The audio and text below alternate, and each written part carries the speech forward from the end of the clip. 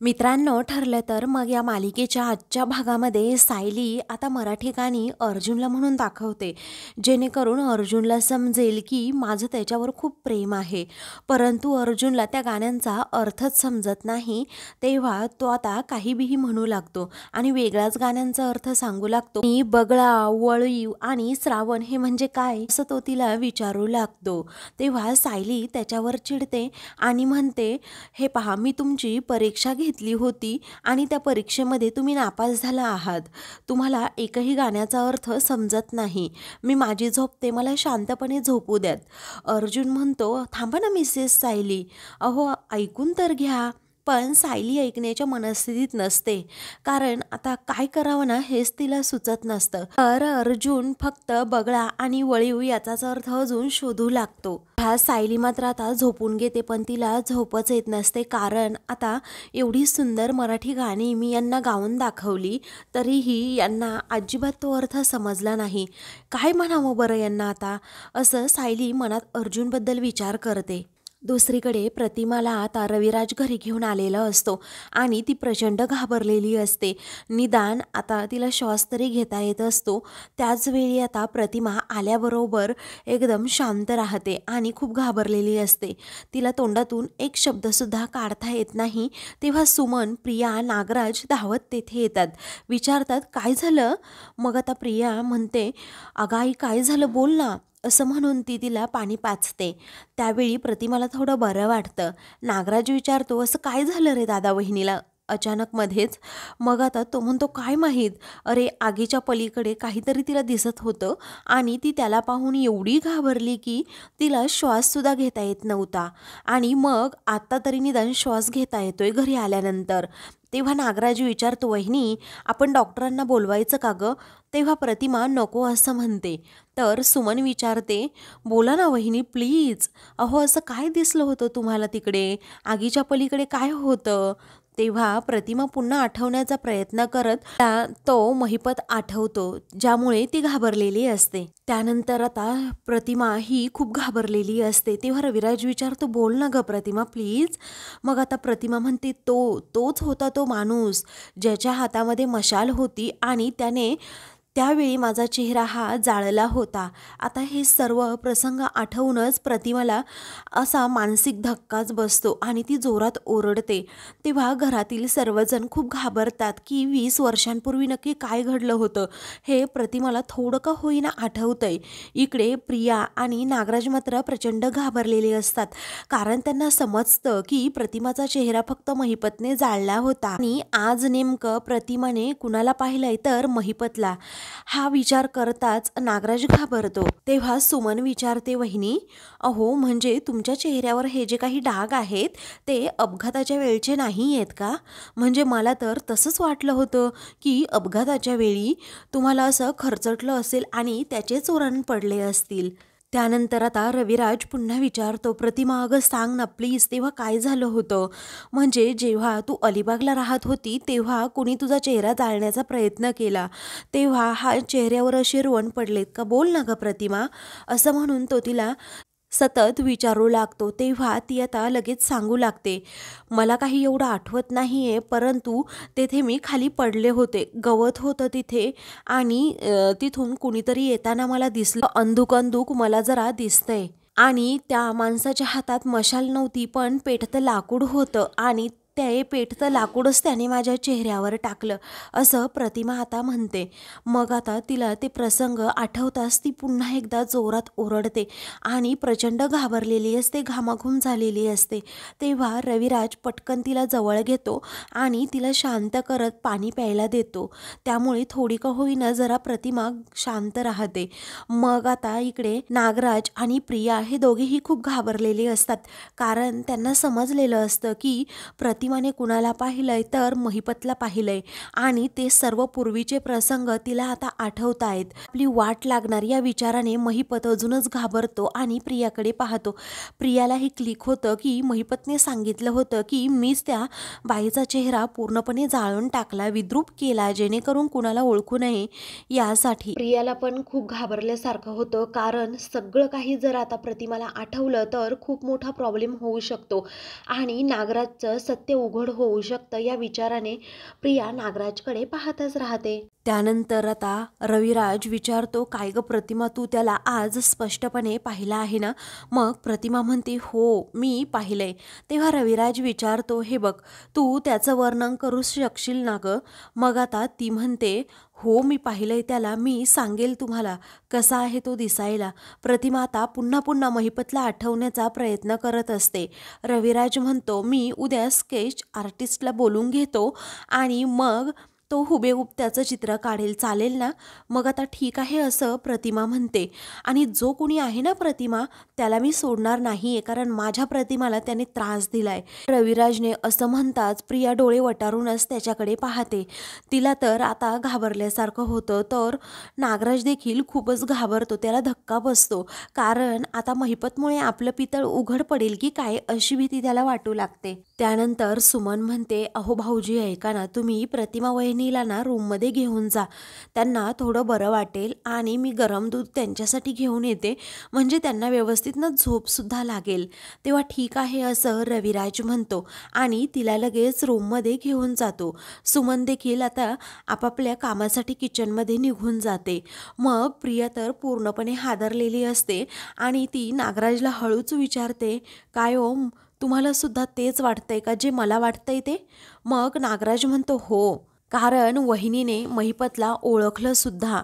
आता इथून पुढे तर तिला सगळं आठवलं तर काही खरं नाही. दादाने जर उद्या सकाळी स्केच आर्टिस्टला बोलवलं आणि जर प्रतिमा वहिनीने हुबेहूब महिपतचं वर्णन केलं आणि महिपतचा त्याने स्केच काढलं तर दादाला माझ्यापर्यंत पोहोचण्यासाठी अजिबात वेळ लागणार नाही. या विचाराने आता नागराज घाबरतो. मग आता आत्ताच्या आत्ता महिपतला कॉल करून सांगा की असं असं घडलं आहे, प्रतिमा किल्लेदारने तिकडे तुला ओळखलं आहे, हे लवकर सांगा त्याला आणि अलर्ट करा. मग आता नागराज म्हणतो, त्या गोष्टीची काही गरज नाहीये, कारण महिपत चिडला ना तर तिच्या अगोदर तो आपला जीव घेऊ शकतो.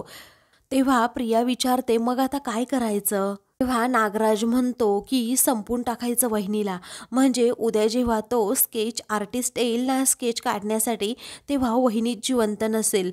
त्यावेळी प्रिया आता तसाच विचार करते की प्रतिमाला आज काहीही करून संपवायचंच.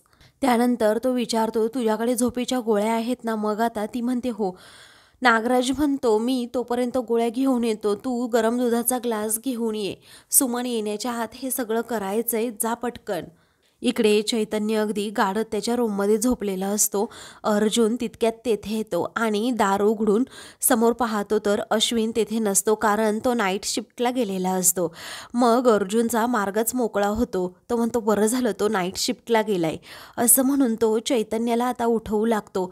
तेव्हा चैतन्य अगदी गाढ झोपेत असल्यामुळे त्याला आता उठताच येत नसतं. तो विचारतो, काय आहे रे अर्जुन, मला झोपू दे, असं म्हणून तो सतत आता झोपत असतो.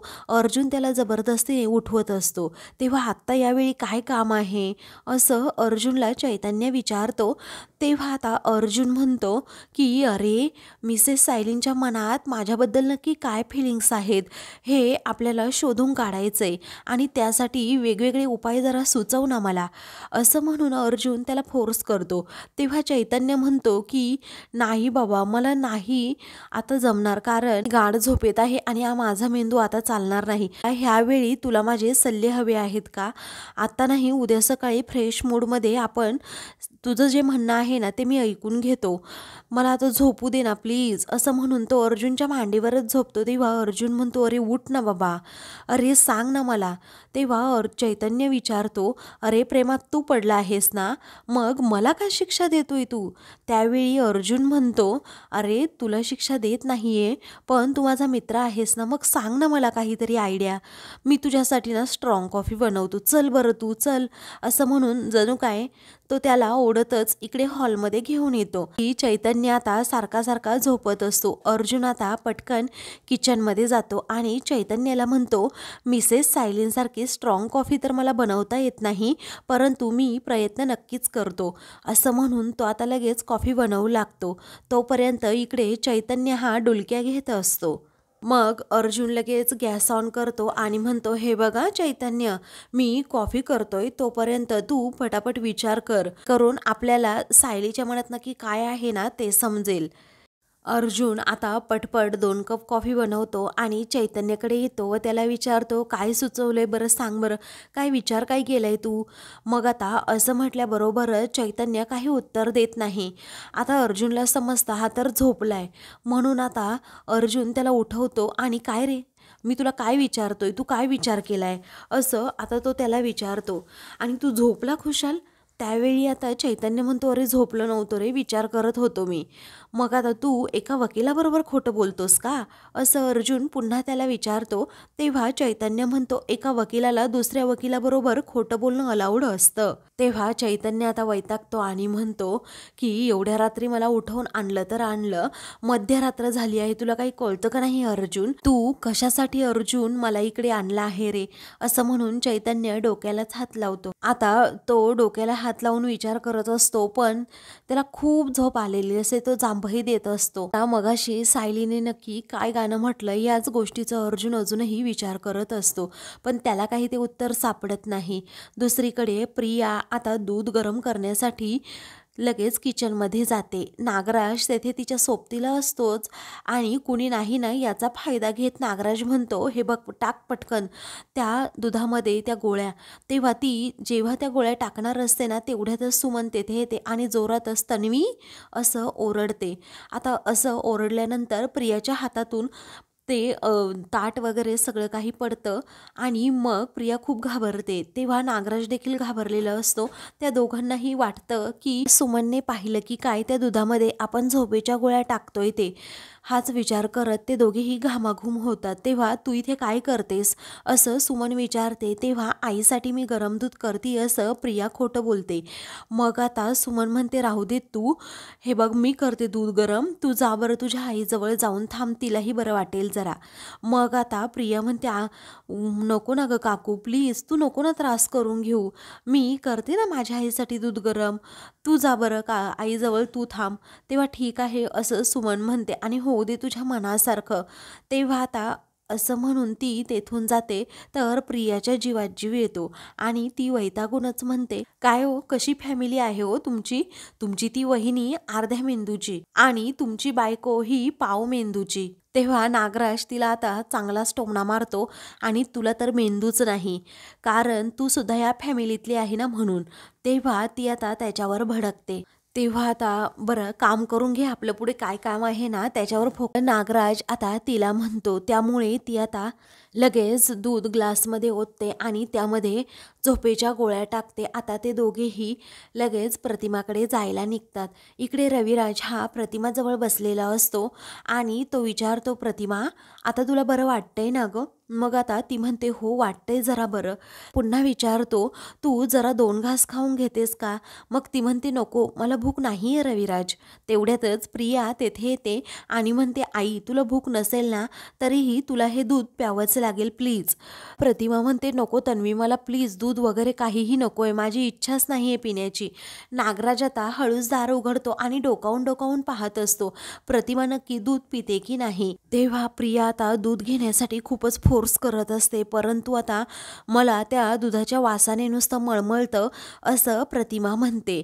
त्यामुळे प्रियाचा नाईलाज होतो, तरीही ती फोर्स करू लागते आणि आई तुला अगं दूध घेतल्यानंतर जरा बरं वाटेल, तू काय एवढं टेन्शन घेतीयस, कळतच नाही, आता तुला बरं वाटतंय ना जरा, झोपसुद्धा चांगली येईल गरम दूध पिली तर, असं ती आता म्हणत असते. प्रतिमा मात्र नकारच देते. रविराज म्हणतो, बरं ठीक आहे तन्वी, नंतर घेईल ती दूध, तू ठेव बरं तिथे. मग आता प्रिया म्हणते की प्लीज बाबा, आईने काही खाल्लेलं नाहीये, दूध तर प्यायलाच हवं ना, तब्येतीचा प्रश्न आहे, प्लीज आई तू दूध घे, असं म्हणून ती प्रतिमाच्या तोंडाजवळच जेव्हा दूध घेऊन जाते ना तेव्हा मात्र प्रतिमाला आता राग अनावर होतो आणि ती हातानेच आता दुधाचा ग्लास जरा बाजूला करते. तर प्रियाच्या हातातून तो दुधाचा ग्लास सुटतो आणि खाली पडून तो फुटतो, त्यातील दूधही सांडतं. ते पाहून तिघांनाही धक्का बसतो. तर नागराज पटकन आता बाजूला जातो आणि त्यालाही धक्का बसतो. आपला प्लॅन फेल झाला या विचाराने डोक्यावरच हात मारून घेतो. प्रियाला देखील काय करावं सुचत नाही, कारण आता तिचा प्लॅन हा फेल झालेला असतो. त्याच वेळी रविराज म्हणतो, प्रतिमा मगाशी म्हणाली होती ना की तन्वी मी नंतर पिईल म्हणून, किंवा इथे ठेवलं असतं तर तिने नंतर घेतलं असतं ना, एवढी जबरदस्ती करण्याची काही गरज होती का तुला? काय होऊन बसलं? असं म्हणून आता तो चैतालीला घेऊन ये, म्हणजे ती पूर्ण लादी स्वच्छ करेल, असं म्हणून रविराज प्रियाला पाठवतो. त्यानंतर आता त्या दुधाचा फुटलेला जो ग्लास असतो त्या दुधामध्ये त्या झोपेच्या गोळ्या असतात. रविराज मात्र त्या गोळ्यांकडे पाहतच राहतो आणि म्हणतो, काय ग तन्वी, या दुधामध्ये नक्की काय आहे? प्रिया आता जरा घाबरते आणि म्हणते की काही नाही हो बाबा, असं म्हणून आता ती लगेच त्या गोळ्या पहिल्यांदा हातात घेऊ लागते. रविराज पुन्हा विचारतो, अगं या गोळ्या कसल्या आहेत, काय आहे काय नक्की त्या दुधामध्ये? मग आता प्रिया खोटं सांगते की त्यामध्ये ना साखर फुटाणे आहेत. तेव्हा साखर फुटाणे हे असे, बरं जाऊ दे असतील. मग आता प्रिया म्हणते, बाबा ते विरघळलेले नाही आहेत. तेव्हा रविराज मात्र त्याकडे पाहतच राहतो. तेव्हा आता प्रियाचा हा प्लॅन तर फेल झालेला असतो. ती आता मनात विचार करते की उद्या जर सकाळी त्या महिपतचं हुबेहूब वर्णन केलं तर खूप मोठा प्रॉब्लेम होईल, काय करावं असा प्रश्न तिला पडतो. इकडे अर्जुन आणि चैतन्य हे दोघेही बाहेर हॉलमध्ये बसलेले असतात. तेव्हा चैतन्याला अजूनही खूप जांभया येत असतात. तेव्हा तो म्हणतो, अर्जुन प्लीज, अशी जांभयांची अंताक्षरी खेळण्यापेक्षा आपण आपापल्या रूममध्ये जाऊ आणि झोपून अरे उद्या सकाळी फ्रेश मूडमध्ये मी तुला सांगतो काय करायचं पुढे. तेव्हा अर्जुन म्हणतो, अजिबात नाही हां, झोपायचं नाही, कॉम्प्लिकेशन्स अजिबात वाढवायचे नाहीत. हे बघ एक काम कर, तू अगोदर विचार कर काहीतरी. तेव्हा चैतन्य म्हणतो, अर्जुन प्लीज मला खूप झोप आली आहे. तेवढ्यातच पूर्णाजी बाहेर येतात आणि विचारतात, काय रे तुमच्या दोघांचं अजून काय चाललंय, तुम्ही झोपला नाहीत का? तेव्हा जा पळा झोपा पाहू, असं म्हणून पूर्णाजी त्यांच्यावर ओरडतात आणि त्यांच्या जवळ येतात. तेव्हा चैतन्य म्हणतो की अगं एका केसवर डिस्कस करतोय पूर्णाजी आम्ही, मला एक सांग ना गं, अर्जुनला एका केसबद्दल जरा डिस्कस माझ्याबरोबर करायचं होतं. म्हणजे कसं आहे ना, एक क्लायंट आहे ना, त्याच्या मनात नक्की काय आहे अर्जुनला आणि मला आत्ता यावेळी काही सुचतच नाही. पुढे अर्जुन विचार करतो की ही केस तर पूर्णाजी सॉल्व्ह करू शकते, कारण एका बाईच्या मनातलं कसं काढून घ्यायचं हे एक बाईच सांगू शकते. तेव्हा जा पाहू झोपायला, असं पूर्णाजी पुन्हा एकदा ओरडतात. अर्जुन म्हणतो, थांब ना पूर्णाजी, अगं इथे बस ना जरा, माझ्या एका प्रश्नाचं उत्तर देशील का तू? पुढे अर्जुन आता विचारतो, पूर्णाजी मला तू एक सांगशील का गं, जरा डिवोर्सची केस आहे, बायकोचं नवऱ्यावर अजून प्रेम आहे की नाही हे कळतच नाहीये आणि तेच आपल्याला आता शोधायचंय. मग तू मला सांग ना, जर एक मुलगी प्रेमात पडली आहे की नाही हे आम्हाला कसं कळेल? तेव्हा पूर्णाजी आता हसतात आणि हे मला का विचारतोस असं म्हणतात. तेव्हा चैतन्य म्हणतो, तोच तर विचार करता येत नाहीये ना. पूर्णाजी चैतन्याच्या बोलण्याचा विचार करू लागतात, तर अर्जुन लगेच तो विषय टाळतो आणि चैतन्याला इशारा करून गप्प करत म्हणतो, आजी अगं तू 4 पावसाळे जास्त बघितले आहे आणि म्हणूनच तुला विचारतोय मी. तेव्हा पूर्णाजी म्हणतात, हे बघ, एका बाईचं जग ना तिच्या नवऱ्याभोवती फिरत असतं. तिच्या नवऱ्याला जी गोष्ट आवडते ना तीच तिला आवडते, त्याला जे खायला आवडतं ना तेच तिलाही आवडतं, तीच नाटकं आवडतात, तेच सिनेमे आवडतात आणि तीच तिला आपलीशी वाटतात. त्याला जो रंग आवडतो ना तोच रंग तिलाही आवडतो. तेव्हा अर्जुन विचारतो, असं आहे का? मग पूर्णाजी म्हणतात, हो असंच आहे. पण अर्जुन तुला एक गंमत सांगू का रे? पुढे आता अर्जुनला पूर्णाजी या सांगू लागतात की अरे तुझ्या बाबांना ना निळा रंग खूप आवडायचा, त्यांच्याबरोबर बाहेर जाताना ना मी निळ्याच रंगाची साडी नेसायची, त्यावेळी ना तुमच्यासारखं असं पटापट आय लव्ह यू म्हणायची अजिबात पद्धतच नव्हती. तेव्हा चैतन्य मध्येच आता बोलतो की आत्ताही तरी कुठे म्हणता येते. पूर्णाजी विचारतात, काय रे? मग अर्जुन म्हणतो की काही नाही, तो असाच आपला काहीतरी बोलतोय. पुढे आता पूर्णाजी म्हणतात की अरे आमच्या वेळी असं आय लव्ह यू वगैरे नव्हतं, पण कसं आहे ना, मग त्यांच्याबद्दल माझ्या मनात खूप प्रेम आहे, असं मी त्यांच्या आवडीच्या गोष्टी करून नेहमी सिद्ध करून त्यांना दाखवायची. तेव्हा अर्जुन आता हसतो आणि म्हणतो, how sweet of you Purnaji and that's perfect plan, असं म्हणून तो आता स्वतःमध्येच गुंतून जातो. तर चैतन्य देखील त्याच्याकडे पाहून आता हसतो, कारण अर्जुनला त्याच्या प्रश्नाचं उत्तर आता मिळालेलं असतं. तर आता मित्रांनो, पुढील भागामध्ये अर्जुन चैतन्याला सांगतो की मिसेस सायलींना ना ग्रीन कलरबद्दल सारखं सारखं असं सांगायचं, जेणेकरून त्यांना असं समजलं पाहिजे की मला ग्रीन कलर खूप आवडतो. तेव्हा चैतन्य म्हणतो ठीक आहे. नंतर मिसेस सायली ग्रीन कलरची साडी जर नेसून आल्या ना, मला समजेल की त्यांच्या मनात माझ्याबद्दल खूप प्रेम आहे. तर दुसरीकडे आता चैतन्य सायलीला सांगू लागतो की ग्रीन कलर अर्जुनचा खूप फेवरेट आहे आणि ग्रीन कलरचं ना अर्जुनला खूपच वेड आहे. आता असं म्हटल्याबरोबरच सायली देखील विचार करते आणि म्हणते, आता मी ग्रीन कलरची साडी नेसते आणि मी जर आता ही साडी नेसून गेले त्यांच्यासमोर आणि त्यांच्या चेहऱ्यावर स्माईल आली, तर मी समजेल की त्यांचंही माझ्यावर खूप प्रेम आहे. अशाच मालिकेंची पुढील भाग पाहण्यासाठी चॅनलला सबस्क्राईब करा.